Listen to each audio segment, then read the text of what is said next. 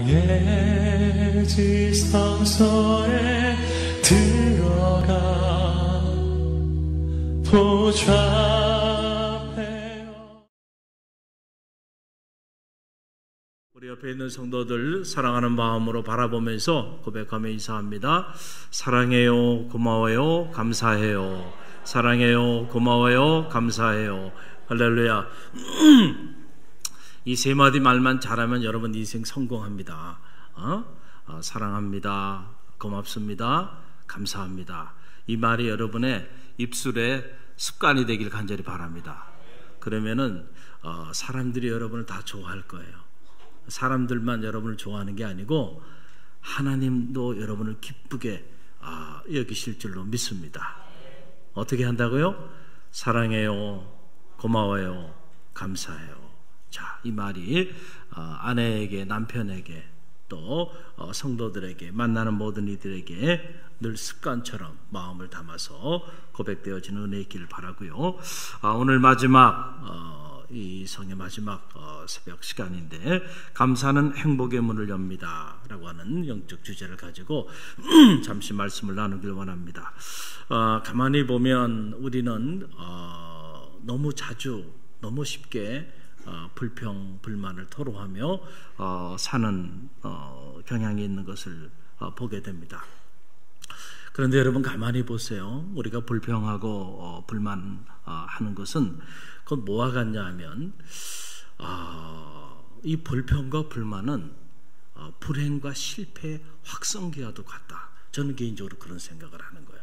이게 무슨 얘기냐 하면, 여러분 내가 어떤 일에 대해 불평하고 불만한다는 얘기는 나는 실패한 사람입니다, 나는 불행한 사람입니다 라고 하는 것을 사람들 앞에 소리쳐 외치는 것과 똑같다는 거예요.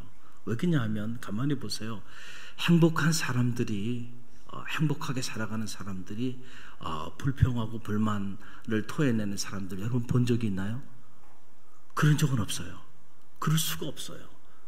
언제나 자기 삶을 성공적으로 의미 있게 행복하게 살아가는 사람들의 입가에는 언제나 감사가 흘러넘치고요, 언제나 긍정적인 기운이 차고 넘치게 돼 있다니까요. 여러분 보세요. 경기에서도요, 승자는, 이긴 팀은 불평과 불만이 없습니다. 그렇죠? 이긴 팀에는 언제나 환호가 있고 기쁨이 있고 감사가 넘쳐요. 그런데 언제나 심판에게 불만이 있든지, 감독에게 불만이 있든지, 자기 선수들끼리 불만이 있든지, 그런 불만을 토해내는 팀들은 보면 진 팀이에요, 이긴 팀이에요? 진 팀이에요, 진 팀. 저는 정말 진심으로 여러분에게 축원합니다. 주님 안에서 여러분들이 패자가 되지 마시고 승자가 되시길 바랍니다. 할렐루야.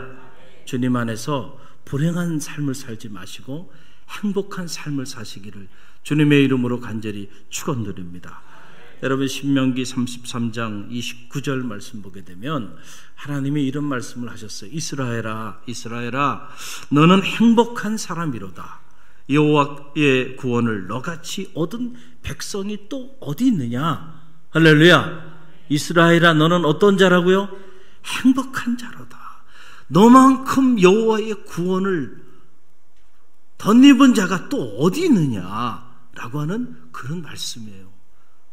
사랑하는 성도 여러분, 우리는 다 행복한 자로 하나님 앞에 부름받은 성도임을 꼭 기억하시길 바랍니다. 우리가 불행하게 살아야 될 이유가 없어요. 우리 모두가 하나님 안에서 행복하게 마땅히 살아야 하는 행복한 하나님의 자녀들임을 기억하고요, 이 하늘의 행복을 빼앗기지 않는 축복이 여러분 가운데 있기를 간절히 바랍니다. 그런데 여러분 한번 가만히 보세요. 가만히 보면 우리가 신앙을 가지고 살아가는데 이걸 신앙생활이라고 얘기를 하잖아요. 신앙생활을 하면서도 행복하게 살지 못하는 사람들을 너무 우리가 많이 발견하고 살아가요.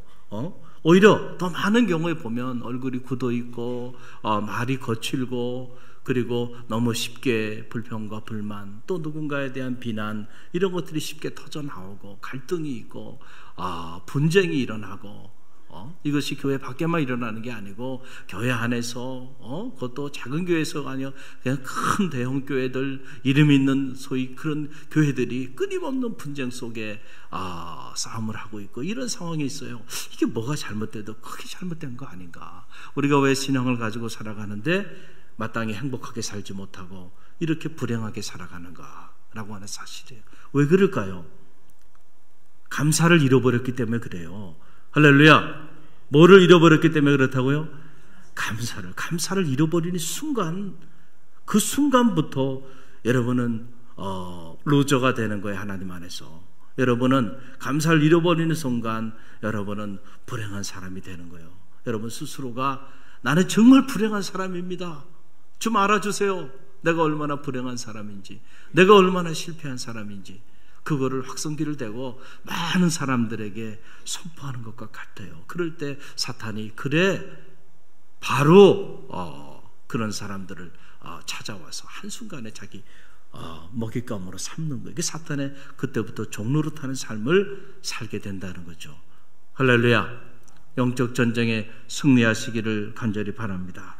여러분, 오늘 이 짧은 말씀이죠. 이 짧은 한 절의 말씀 속에는 우리가 어떻게 하면 감사의 삶을 유지할 수 있는지, 감사의 삶을 우리가 주님을 영접했을 때 그 첫사랑, 첫 믿음, 여러분 그 첫 환희, 첫 기쁨, 첫 설레임, 그저 교회만 와서 앉아있기만 해도 마음이 두근거리고 은혜가 됐던 여러분 그 시절, 첫사랑을 회복하라 그랬는데 우리가 첫 믿음, 첫사랑, 첫 감사를 우리가 유지하는 것이 중요하거든요.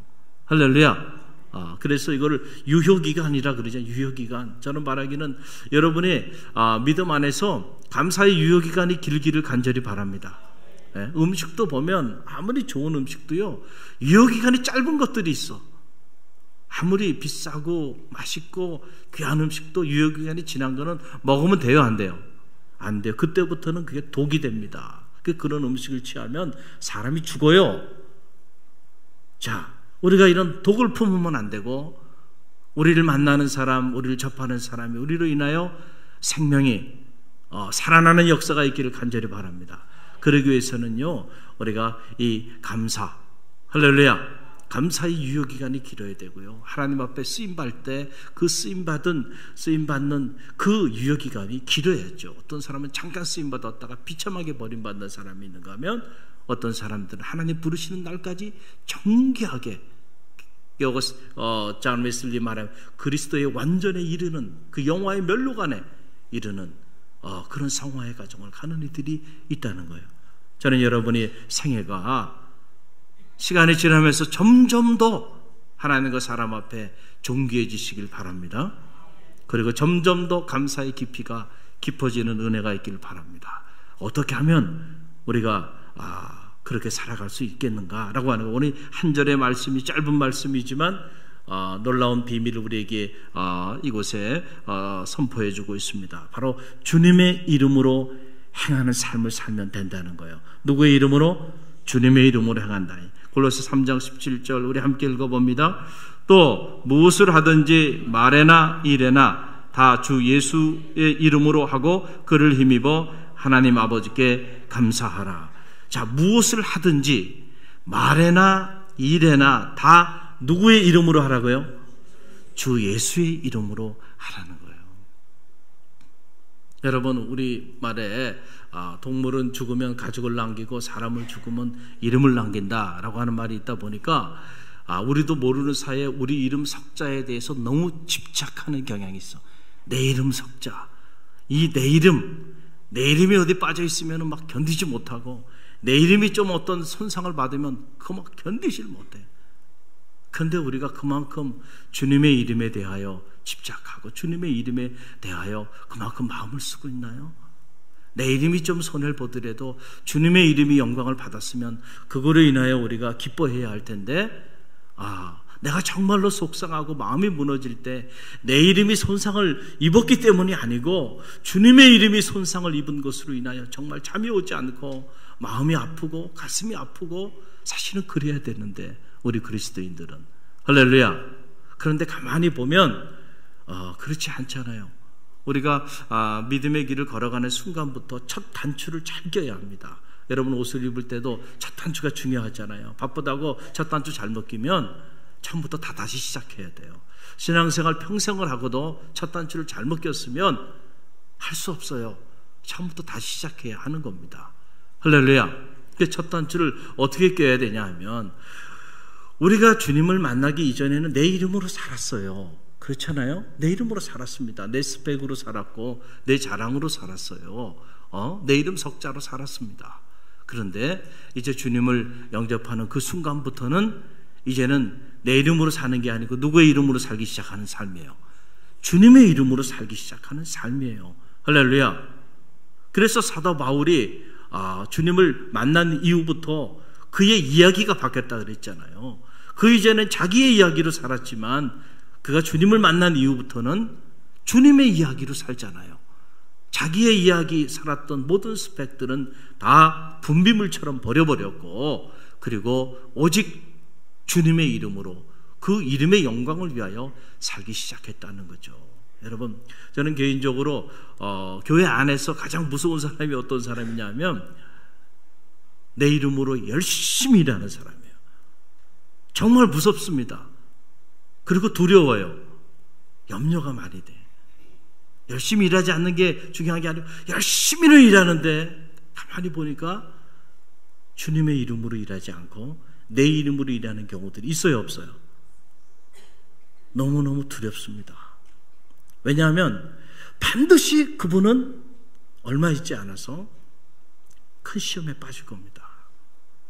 우리가 내 이름을 가지고 하나님의 교회를 섬기고 헌신하고 봉사하고 사역을 하다 보면 내 이름이 손상을 받을 때가 있어요, 없어요? 있죠. 누구든지 나를 따라오려거든 자기를 부인하고 자기 십자가를 지고 나를 쫓으라고 그랬는데, 나를 부인하고 나를 죽여야만 가는 길인데 얼마나 많은 도전이 있고 얼마나 많은 어려움이 있겠어요. 그러니까 내 이름으로 열심히 일해, 내 이름으로 열심히 봉사해, 내 이름으로 큰 예물도 헌물했어. 그런데 내 이름으로 나의 업적과 나의 공적을 내세우면서 그렇게 일을 하다가 그것이 내가 기대했던 대로 부응되지 않으면 서운함을 갖게 되고 결국은 금방 시험에 빠지면서 불평과 원망을 하기 시작해요. 내가 이만큼 했는데 나를 이렇게 대우해? 이게 다 누구 이름으로 일한 거예요 지금? 내 이름으로 일한 거예요. 부담스러워요. 저는 제가 여러분에게 부탁드립니다. 어떤 분들은요 목사님을 위해서 봉사하고 헌신하는 분들도 있어요. 목사님이 좋아서 목사님을 사랑해서 그런데 그것도 저에게는 큰 부담이 됩니다. 여러분 생각해보세요. 여러분이 저를 위해서 뭔가 막 봉사하고 열심히 헌신한다 그러면 제가 얼마나 부담스럽겠어요. 그 여러분의 봉사와 헌신에 제가 어떻게 부응을 해드려야 될 거 아니에요. 그건 감당할 수 없는 부담감이죠. 그리고 제가 그렇게 여러분에게 반응하지 못했을 때 여러분 또 상처받을 거 아니에요.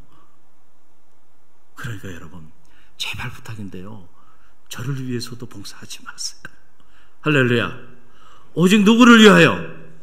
주님을 위하여 봉사하세요. 주님을 위하여 헌신하세요. 주님을 위하여 새벽을 깨우며 기도하세요. 할렐루야. 죽게 하듯 하라 그랬잖아요. 우리가 주님께 하듯 주님의 이름으로 내가 봉사도 하고 예물도 드리고 헌신도 하고 전도도 하고 주님의 이름으로 죽게 하듯 하는 거예요. 그런 사람들은 문제가 없어. 왜냐하면 내가 주님의 이름으로 죽게 했기 때문에 누가 나를 알아주든 알아주지 않든 그건 아무런 문제가 되지 않아요. 이미 주님께서 다 받으신 거예요.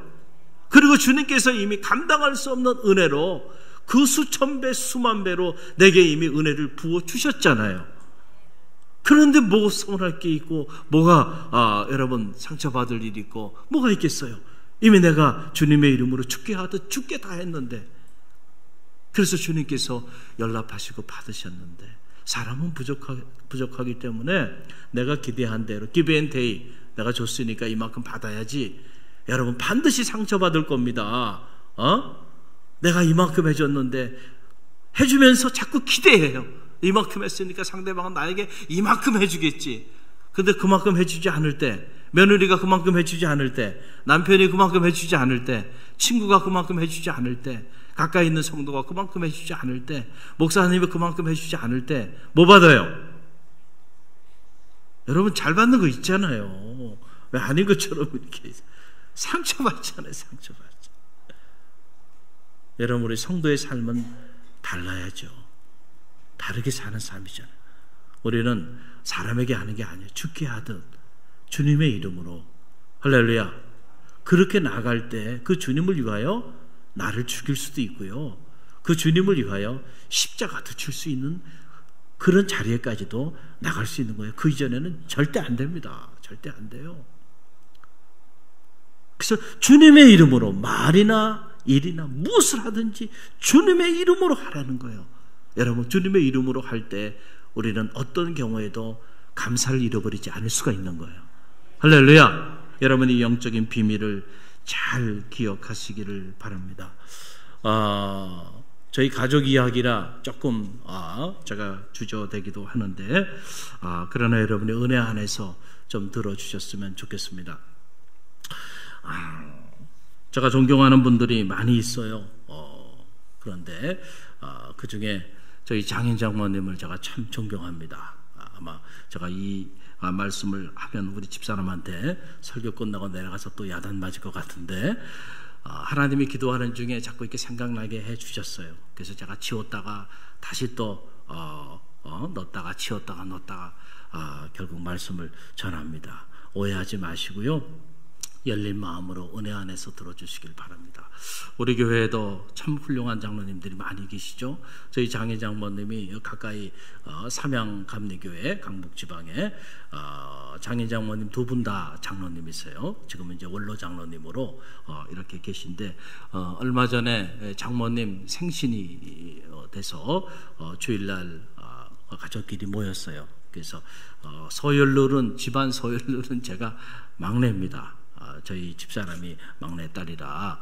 그래서 서열은 그렇지만은 제가 또 성직자니까, 그래서 예배를 이렇게 예쁘게 제가 그 예배 순서지를 준비해 가서 예배를 드리고, 이제 말씀을 제가 선포하고, 그리고 이제 이렇게 부모님의 덕담을 듣는 시간을 항상 그렇게 갖는데, 이제 어머님이 이렇게 이제 말씀을 듣고 덕담을 하시는데 첫 말씀을 다 그러시더라고요. 뭐라고 말씀하시냐면, 이제 내가 죽으면 한 가지 부탁을 하겠대요. 갑자기 깜짝 놀랐습니다. 이 기쁜 날 갑자기 왜 마지막 가시는 길에 대한 이야기를 하시나. 그러면서 내가 죽어서 장례를 치를 때 날 구원해 주신 주 감사, 이 찬양을 꼭 좀 불러달라는 거예요. 할렐루야. 날 구원해 주신 주 감사, 모든 것 주신 감사, 응답하신 기도 감사, 거절하심도 감사. 할렐루야.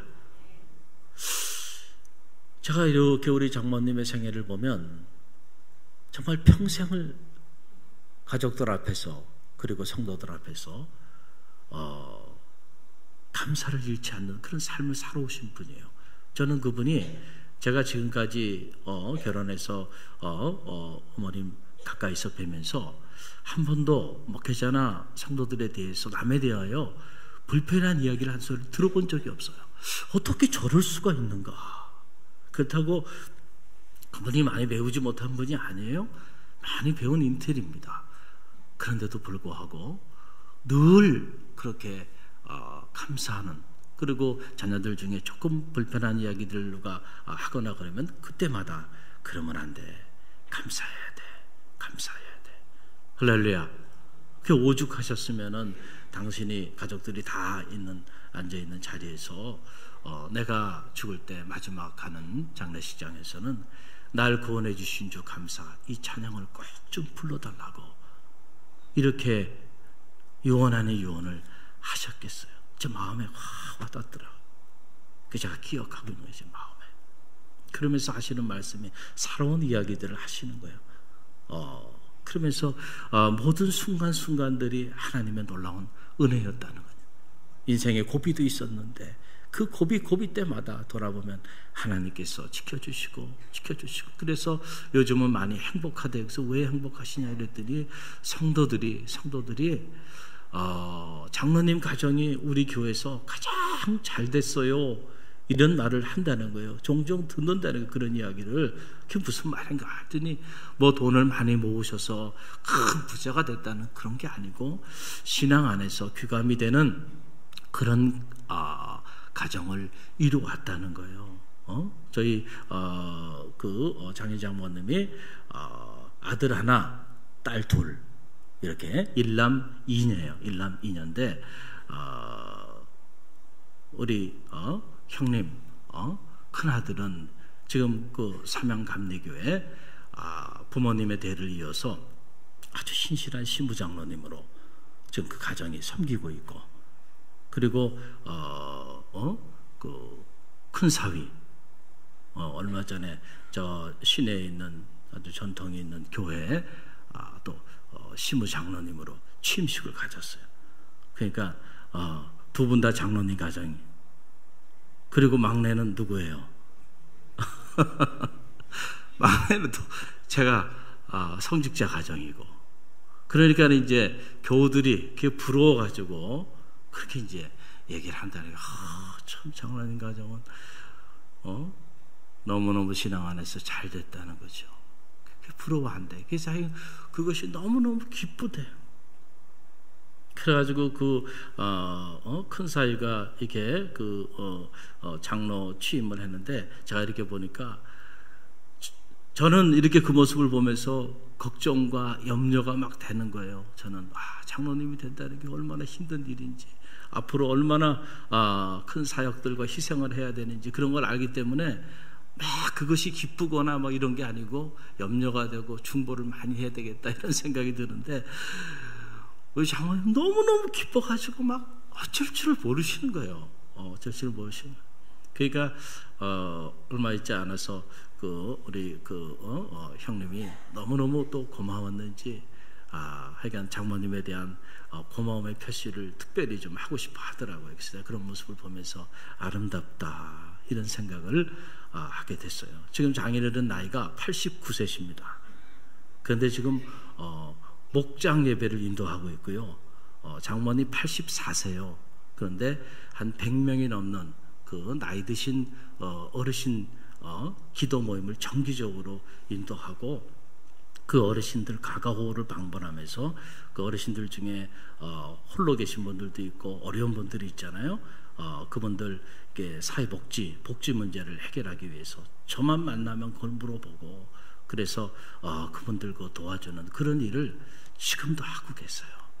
그래서 제가 참 장인 장모님이지만 그분들을 뵈면 고개가 절로 숙여져요. 야, 참 이런 분들이 있구나. 존경이 안 될 수가 없는 거죠. 할렐루야. 아름다운 신앙의 모습을 우리 가운데 보여주고 있는 거예요. 그러니 오죽하니 가족들 앞에서 내가 마지막 가는 그 길에 날 구원해 주신 줄 감사, 이 찬양을 꼭 좀 불러달라고 이렇게 말씀을 하겠어요. 그 자체가 남아있는 우리들에게는 큰 메시지가 되었습니다. 사랑하는 성도 여러분, 우리 갈릴리 교회도 우리 장인 장모님 이상 가시는 훌륭한 장로님들, 훌륭한 성도님들 많이 계세요. 더 많아지기를 주님의 이름으로 간절히 축원드립니다. 갈릴리 교회는 통째로 그런 분들이에요. 너무너무 감사하고요. 의사 전도왕의 저자, 포천 중문의과대학 이병욱 장로님의 이야기입니다. 이분이 위수술만 무려 1000회를 했고 한 번에 재수술도 하지 않은 아주 훌륭한 유능한 그런 그러니까 의사인데, 이분이 자기가 그런 삶을 살아오면서도 늘 자기 삶에 대해 만족하지 않았다는 거예요. 늘 불평과 불만이 있었다는 거예요. 그러면서 이 외과 의사로 늘 수술방에서 수술을 하면서 긴장 속에 살아가는 자기 삶을 3D 업종에 속한 사람이다 나는, 스스로 그렇게 말했다는 거예요. 3D 업종. D, 첫 번째 D, difficult, 어려운 일을 하는 사람이다. 두 번째 D, 더러운 일을 하는 사람이다. 세 번째 D, dangerous, 위험한 일을 하는 사람이다. 자기 스스로 그렇게 생각하고 살았으니까 이렇게 많은 사람들의 생명을 살리는 의사로서 전문 직종에서 그렇게 살면서도 감사가 없었던 거예요. 마음에 늘 불평과 불만을 가지고 살다가 이분이 주님을 만난 거예요. 할렐루야. 사건은 여기서부터 일어나는 거예요. 사건은 언제나 그렇습니다. 사건은 우리가 누구를 만나느냐에 따라 달라지는 거예요. 인생이. 그 이분의 인생에 AD와 BC와 AD가 갈라지는 겁니다. 주님을 만나고는 새로운 세상을 알게 된 거예요. 그래서 주님을 만난 이후에 진정한 행복이 무엇인지를 발견했다는 거예요. 그게 뭐냐면 그 이전에는 외제차를 몰고 다니고 내가 이렇게 좋은 집에 살고 의사라고 이렇게 어깨에 힘을 주고 다니고 그런 것들이 인생의 행복인 줄 알았는데 결국 그런 것들이 자기에게 행복을 가져다 주지 못했다고 하는 것을 본인이 스스로가 너무너무 잘 아는 거예요. 시간이 지나면서 어떻게 된 일인지 분명히 자기는 성공적인 삶을 살아가고 있는데 내면에는 불평과 불만이 쌓이고 나는 3D 업종에 속해 있는 사람이라고 자꾸 자기를 비하하는 삶을 살아가고 있는 자기 자신을 발견했는데 주님을 만난 거예요. 할렐루야. 그러고 나서는 주님의 이름으로 사는 삶, 주님 안에서 하나님을 기쁘시게 해드리는 삶이 얼마나 놀라운 기쁨이고 축복인지를 깨달은 거예요. 할렐루야. 그래서 그분이 어느 저기가 이런 말합니다. 인생의 새로운 눈을 뜨게 된 것이 즐겁고 너무 감사가 넘칩니다. 저는 감사의 삶을 발견하지 못한 사람들을 위하여 지금도 틈만 나면 전도하는 전도에 미친 사람이 되었습니다. 그랬어요. 3D, 3D가 바뀐 거야. New 3D라 그러더라고요. 새로운 3D. 첫 번째 D, 주림. 나는 꿈이 있는 사람입니다. 할렐루야. 그리고 두 번째 D, 다이나믹. 나는 역동적인 삶을 사는 사람입니다. 세 번째 D, 드라마틱. 나는 죽어가는 생명을 살리는 이 드라마틱한 그런 은혜의 삶을 살아가는 사람입니다. 자기 스스로 이 3D를 바꾼 거예요. 할렐루야. 우리가 주님 안에 거하게 되면요 생각이 바뀌어요. 관점이 바뀌어요. 똑같은 일을 하면서도요 불평과 불만을 가지고 자기 비하 속에 살았던 삶이 주님을 만난 이후에는 거기에 새로운 의미가 부여되고 그리고 그 일로 인하여 감사가 흘러넘치는 그런 행복한 삶을 사는 거예요. 그래서 그가 이러한 삶을 경험하고 나서는 가만히 있을 수가 없는 거예요. 그래서 자기가 복음을 전하기 시작하다 보니까 전도왕이 되고 그래서 전도왕으로 전도에 관련된 책까지 쓰게 되는 할렐루야. 놀라운 변화죠. 우리가 주님을 만나고 주님 안에 살게 되면요 우리의 삶은 이렇게 뒤집어지는 거예요. 우리의 삶은 이렇게 변화되게 돼 있어요. 바뀌게 돼 있어요. 혹시 여러분들 중에 아직도 이런 극적인 경험을 하지 못한 분들이 혹시라도 이 자리에 있다고 한다면 오늘 이 새벽에 그걸 위해 기도하세요. 할렐루야. 할렐루야.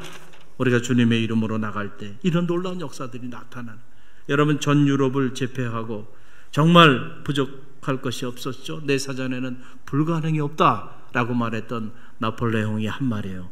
나폴레옹이 뭐라고 얘기했냐면은 내 인생의 행복한 날은 엿새도 되지 않았다는 거예요. 내 인생의 행복한 날은 얼마도 되지 않았다고요? 엿새도 되지 않았다는. 그런데 우리가 잘 알고 있는 태어나면서부터 삼중고로 정말 비참한 삶을 살았던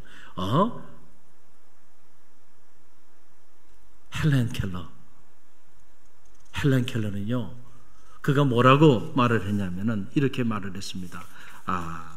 내 평생 행복하지 않은 날은 하루도 없었다는 거예요. 할렐루야. 내 사전에는 불가능이 없다 그러면서 엄청난 권력과 엄청난 파워를 가지고 전 유럽을 지배하고요 통치하고요 그러고 나갔던 나폴레옹은요 돌아보면서 내 인생에 정말로 행복 같다는 날은 엿새도 되지 않았다 그랬는데 태어나면서부터 삼중고로 그 육체의 장애로 고통 가운데 비참한 삶을 살았지만은 헬렌 켈러가 주님을 만났죠. 할렐루야. 그의 스승 설리반을 통해서 주님을 만나고 주님의 이름으로 사니까 여러분, 내 인생에 행복하지 않은 날은 하루도 없었다는 거예요. 누가 성공한 인생을 사는 겁니까? 할렐루야. 우리가 내 이름으로 살면요, 아무리 많은 것을 취하고 많은 것을 얻고 많은 것을 누려도 결국은 거기에는 만족이 없다니까요. 그런데 우리가 주님의 이름으로 살면 우리가 많은 것을 누리고 많은 것을 취하지 못하였다 하더라도요, 거기에 무엇이 가득 흘러 넘칠 수 있어요? 감사가 가득 흘러 넘치고 행복이 흘러 넘치게 될 줄로 믿습니다. 아무리 여러분 70평 80평 타워 팰리스 같은데 여러분들이 살아도 내 이름으로 살면 거기에는 만족이 없고요, 그러나 아무리 초가상간에 살아도 주님의 이름으로 살면 거기가 천국인 줄 믿으시길 바랍니다. 할렐루야. 그래서 중요한 것은 우리가 누구의 이름으로 지금 살아가고 있는가라고 하는 그런 사실이에요. 주님의 이름으로 살 때 사나 죽으나 주님의 은혜라. 할렐루야. 우리가 사나 죽으나 가난할 때나 부할 때나 사도 바울이 일체의 비결을 배웠노라. 할렐루야. 주님의 이름으로 사니까 여러분, 감옥에 갇혀 있어도 감사가 흘러 넘치잖아요. 할렐루야. 주님의 이름으로 사니까 매를 맞고 박해를 당하고 모함을 당하고 여러분 핍박을 받아도 감사가 흘러 넘치잖아요. 할렐루야. 사망이나 기근이나 적신이나 고난이나 그 어떤 것도 여러분 그리스도 안에 있는